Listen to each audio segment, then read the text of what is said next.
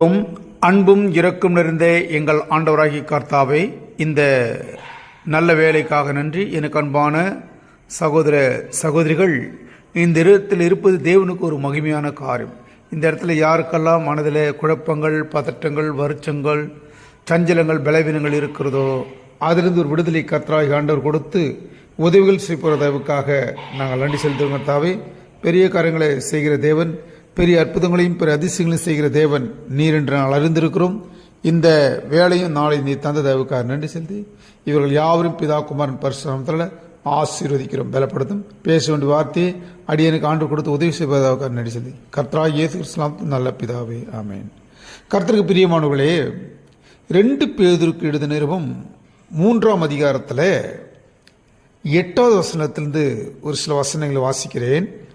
2 பேதுரு 3ஆம் அதிகாரம் 8வது. பிரியமானவர்களே, கர்த்தருக்கு ஒரு நாள் 1000 வருஷம் போலவும் 1000 வருஷம் ஒரு நாள் போலவும் இருக்கிறது என்கிற இந்த ஒரு காரியத்தை நீங்கள் அறியாதிருக்க வேண்டாம். தாமதிக்கிறார் என்று சிலர் எண்ணுகிறபடி கர்த்தர் தமது வாக்கு தத்தத்தை குறித்து தாமதியாமல் ஒருவரும் கெட்டு போகாமல் எல்லாரும் மனம் திரும்ப வேண்டும் என்று விரும்பி நம்மேல் நீடிய பொறுமையுள்ளவராய் இருக்கிறார். கர்த்தருடைய நாள் இரவிலே திருடன் வருகிற விதமாய் வரும். அப்பொழுது வானங்கள் மடமடமென்று அகன்று பூதங்கள் வெந்து உருகி போகும், அதிலுள்ள கிரியைகளும் எரிந்து அழிந்து போகும். இப்படி இவைகளெல்லாம் அழிந்து போகிறதாய் இருக்கிறபடியால் நீங்கள் எப்படிப்பட்ட பரிசுத்த நடக்கையை தேவ பக்தி உள்ளவர்களாய் இருக்க வேண்டும். ஏன்னா இதே வார்த்தை, தேவனுடைய நாள் சீக்கிரமாய் வரும்படி மிகுந்த அவளோடு காத்திருங்கள். அந்த நாளில் வானங்கள் வெந்து அழிந்து பூதங்கள் எரிந்து உருகி போகும். இப்படி வர நாம் என்ன செய்ய வேண்டும்?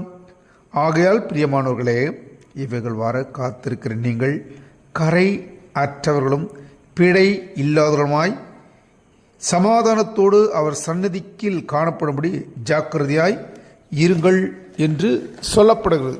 அதில் கர்த்தருடைய மகிமையை பார்க்கப்படுவது, இங்கே இருக்கக்கூடிய எல்லாருமே ரொம்ப நல்லவர்கள். நல்ல வசனத்தை கர்த்தருக்கு மகிமையாக உங்களுக்கு சொல்லி கொடுக்கப்பட்டது. ஒரு சில வசனத்தின் அடிப்படையில் இருக்கிறீங்க, ஒரு சிலர் ஏதோ வராரு, ஐயா வசனத்தை சொல்கிறாரு. அப்படி அல்ல.